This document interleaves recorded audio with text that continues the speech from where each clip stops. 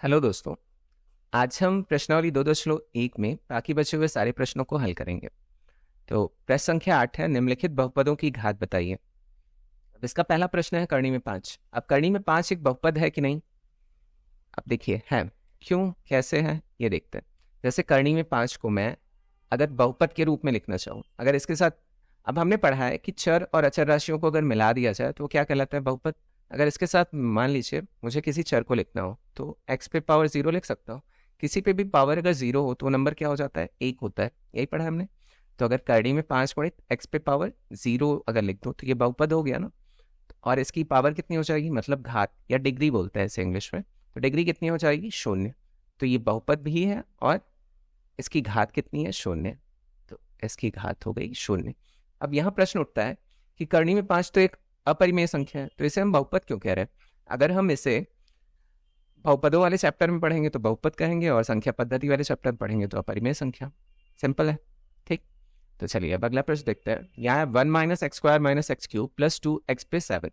अब जो चर की सबसे बड़ी घात होती है वही उस बहुपद की घात कहलाती है, ठीक। तो यहाँ सबसे बड़ी चर की घात कौन सी है? x पे 7 है। तो बहुपद की घात क्या हो जाएगी? बहुपद की घात 7 होगी, ठीक। अब यहाँ जो तीसरा प्रश्न दिया है वो थोड़ा हल करना पड़ेगा। एक ब्रैकेट में क्या है? x-1 और एक ब्रैकेट में x+1। तो ये फॉर्मूला क्या हुआ है? एक ब्रैकेट में a माइनस बी और एक ब्रैकेट में a प्लस बी। इसका फॉर्मूला क्या होता है? a square minus B square. यही लगा देंगे हम।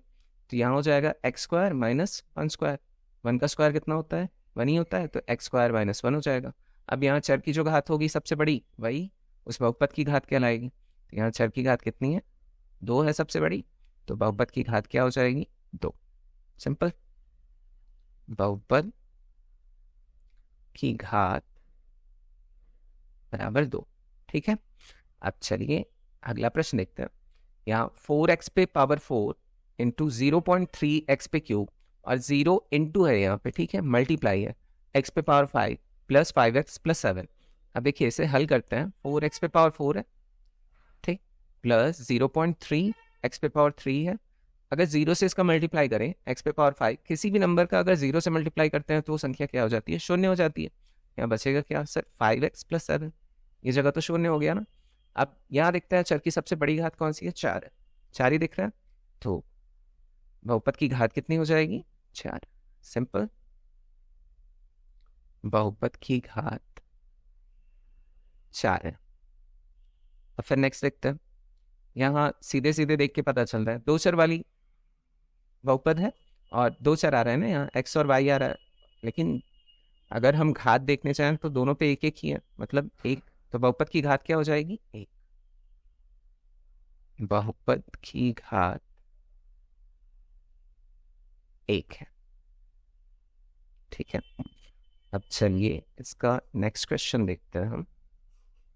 निम्नलिखित बहुपदों को पदों के आधार पर एक पदीय, द्विपदीय आदि पदों में वर्गीकृत कीजिए। अब देखिए ये जो पद होते हैं, कितने पद आते हैं? ये प्लस या माइनस डिसाइड करते हैं। प्लस या माइनस जो है ना वो पदों को विभक्त कर देता है। जैसे यहाँ 2 प्लस आ रहे हैं और पद कितने बन रहे हैं? 3 ना। 20y³ plus 3y plus 8। तो प्लस और माइनस ही पदों की संख्याओं को विभक्त करते हैं और उन्हें उसी के आधार पर हमें वर्गीकृत करना होता है, उन्हें, ठीक है। तो चलिए यहाँ पहले ही देख के हमें पता चल रहा है कितने हैं? 3 पद है ना। तो ये कितना हो जाएगा? 3 पद है, 3 पद है, इसलिए त्रिपदीय होगा ये, ठीक। अब यहाँ देखिए ये भी बहुपद है ही, इसके साथ हम चर, किसी चर को 0 के घात करके लिख सकते हैं, तो ये भी बहुपद ही है। लेकिन पद कितना है? एक ही है, तो कितना हो जाएगा? एक पदीय हो जाएगा, ठीक। और फिर एक्स स्क्वायर प्लस 5x, यहाँ 2 पद दिख रहे हैं तो द्विपदीय हो जाएगा, द्विपदी। बस हमें क्या याद रखना है? प्लस या माइनस जो होते हैं बीच के, वही पदों को विभक्त करते हैं, ठीक है। अब नेक्स्ट देखते हैं। निम्नलिखित बहुपदों को घात के आधार पर रैखिक, द्विघात आदि बहुपदों में वर्गीकृत कीजिए। अब हमें घात देखते हुए बताना है कि वो रैखिक है कि द्विघात है कि त्रिघात है, ठीक है। अब ये जो संख्या दिख रही है वो क्या है? कांस्टेंट पद है, अचर पद है।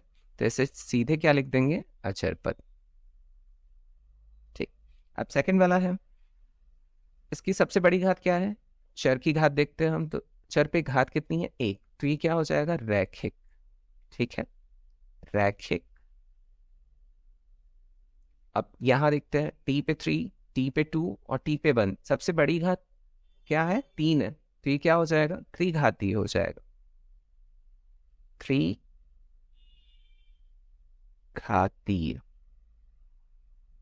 ठीक, ये हो गया। चलिए अगला देखते हैं, यहां भी देखते हैं, 3y² - 4x + 5, यहाँ y पे सबसे बड़ी घात है 2, तो ये क्या हो जाएगा, द्विघातीय हो जाएगा, द्विघातीय। ठीक है, जिस प्रकार से हमसे पूछेगा, अगर घातों के आधार पे पूछेगा वर्गीकृत करने, तो हम घातों के आधार पे करेंगे, और चरों के आधार पे पूछेगा तो चरों के आधार पे करेंगे। ठीक है, अब यहाँ देखते हैं, 2x⁴, x⁴ और x⁴ और x⁴ है, तो सबसे बड़ी घात क्या दिख रही है, x⁴ है, तो ये चतुर्घातीय हो जाएगी, चतुर्घातीय। ठीक है, चतुर्घातीय बहुपद है, ये द्विघातीय बहुपद है। अब चलिए नेक्स्ट देखते हैं, यदि p = 3 है, तब बहुपद gx = p - x³ + 14 की घात ज्ञात कीजिए। ठीक है, अब यहाँ दिया है gx = p - x³ + 14, अब इसे हल करना है, तो यहाँ पहले से कितना दिया है, p = 3, ये दिया हुआ है, तो p की जगह क्या रख देंगे, 3। ठीक, तो 3 - x³ + 14, अब ये फॉर्मूला क्या होता है, x - y का whole cube = x³ - y³ - 3xy bracket में x - y, यही होता है। ठीक है, तो इसी सूत्र का प्रयोग करते हुए ऐसे खोल देंगे, तो 3 का क्यूब कितना होता है, 27, और x का क्यूब कितना होगा, x³ ही होगा माइनस, अब यहाँ 3xy होता है, तो 3 × 3 और y की जगह क्या दिया है, x, और ब्रैकेट में क्या हो जाएगा, 3 - x, और आगे भी क्या दिया है, +14, तो +14 भी उतार लिया। वैसे और सिंप्लीफाई करेंगे, 27 - x³ - 9x, अब यहाँ पे 3 - x + 14, अब 9x का इन दोनों में मल्टीप्लाई हो जाएगा, तो फिर से सॉल्व करेंगे, 20x - x³ - 9 3 सा 27, x है तो x भी, और माइनस माइनस का प्लस, 9x का अगर x में होगा तो +9x² + 14। अब यहाँ सीधे सीधे चाहे तो रख लें, या तो देखिए और सॉल्व कर लें, 27 को 14 में जोड़ देंगे, चलिए जोड़ ही लेते हैं। ठीक, तो -x³, अब देखिए घातों के आधार पे रखेंगे, यहाँ x³ आ रहा है, उसके बाद क्या रखते हैं, +9x², उसके बाद फिर क्या रखें, -27x, सबसे लास्ट में क्या रखेंगे, अचर पद या कांस्टेंट को रखते हैं, ये इसका क्या मानक रूप होता है रखने का, है ना। अब 27 में अगर 14 को ऐड किया तो कितना आ गया, +41 आ गया। ठीक, अब यहाँ सबसे बड़ी घात क्या दिख रही है, x पे 3 है ना, अब इससे नहीं मतलब है कि वो माइनस में है कि प्लस में है, यहाँ x पे पावर 3 सबसे बड़ा घात है, तो बहुपद की घात क्या हो जाएगी, 3, बहुपद की घात 3 है। चलिए ये प्रश्न हल हो गया, अब नेक्स्ट क्वेश्चन देखते हैं, निम्नलिखित बहुपदों का एक उदाहरण दीजिए जो कि, ये सबसे सिंपल है, कैसे है, घात 1 का एक पदीय हो, मतलब एक पदीय हो और घात भी कितना होना चाहिए, एक, कुछ भी लिख सकते हैं यहाँ पे, जैसे 5y 10x 8z या 9p या 6t, कुछ भी लिख लीजिए, एक पद भी आ रहा है, या सिर्फ सिंगल भी लिख सकते हैं, x भी लिख सकते हैं, घात कितनी होनी चाहिए, एक ही, और पद भी कितने होने चाहिए, एक ही होने चाहिए। तो कुछ भी यहाँ से उदाहरण उठा के रख लीजिए।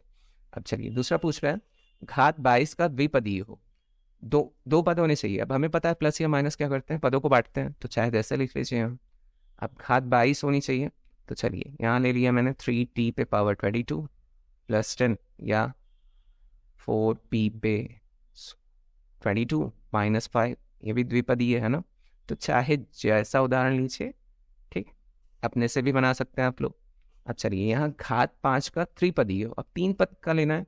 चलिए ये ले लिया मैंने, ठीक। सबसे बड़ी घात क्या है 5, तो घात 5 हो जाएगी। चाहे दूसरा ले लीजिए, y पे 5, सॉरी y पे 5 प्लस 3x प्लस 7, 3 पद ये हो गया। या 6x पे 5 प्लस 4y माइनस 8, ये भी क्या है 5 घात है। सबसे जो चर की सबसे बड़ी घात होती है वही बहुपद की घात कहलाती है। और 3 पद भी आ गए, 1 2 3, 1 2 3। बस हमें बनाना है उदाहरण, किसी भी तरीके का उदाहरण हम ले सकते हैं, ठीक है। तो होप आप लोगों को समझ में आ गया होगा। चलिए अब अगला प्रश्न देख लेते हैं, जो कि लास्ट क्वेश्चन है। लास्ट क्वेश्चन है, तो 13वां प्रश्न है, बहुपद x³ प्लस 2x प्लस पूरे पे अपॉन 5 है, प्लस 1 पूरे पे upon 5 minus 7x square upon 2 minus x पे 6 के लिए। चलिए यहाँ लिख देता हूँ, x³ प्लस 2x प्लस 1 पूरे पे upon 5 minus 7x square upon 2 minus x पे 6। अब यहाँ पूछ रहा है बहुपद की घात। बहुपद की घात यहाँ देख के ही पता चल रहा है ना, बिना सॉल्व किए।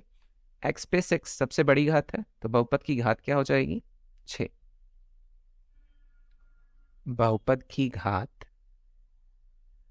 6, ठीक है। अब x³ का गुणांक हमें बताना है, कोफिशिएंट बोलते हैं इसे इंग्लिश में। तो x³ के साथ कौन सा मतलब अचर पद आएगा ना, वही लिखते हैं। तो अब इसे सॉल्व कर लेते हैं थोड़ा।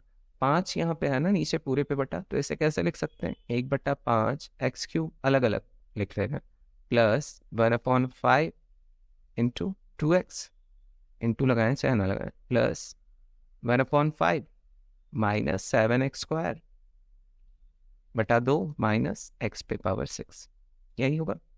मैंने 5 को क्या किया, सब में बांट दिया, पूरे पे बटा है तो सब में बांट सकते हैं ना। अब हमें क्या बताना है, x³ का गुणांक। तो x³ के साथ क्या आ रहा है 1/5 आ रहा है, तो x³ का गुणांक क्या हो जाएगा 1/5, ठीक। अब फिर देखते हैं नेक्स्ट क्वेश्चन, x पे पावर 6 का गुणांक। अब x पे पावर 6 का गुणांक बताना है। देखिए यहाँ बड़ा सिंपल है, x पे पावर 6 के साथ क्या है, कुछ नहीं है, तो माइनस तो है, और 1 तो हमेशा सब नंबर के साथ रहता है, तो -1 हो जाएगा। तो x पे पावर 6 का गुणांक -1 है। अब अचर पद पूछ रहे हैं, अचर पद सबसे सिंपल देखते हैं क्या आ रहा है अचर पद। अब देखिए इनमें अचर पद 1/5 है। अगर अलग से देखूं, देखिए यहाँ अगर इन सब में देखूं तो सबके साथ कोफिशिएंट है ना, x³ का 1/5 है, यहाँ x पे 6 पे -1 है, x स्क्वायर के साथ 7/2 है। लेकिन ये इकलौता ऐसा नंबर है जो क्या है अचर पद, सबसे अलग है ना, इसके पास कोई चर पद नहीं है, तो इसलिए क्या हो जाएगा अचर पद। तो इससे क्या लिख देंगे, इसका आंसर अचर पद हो जाएगा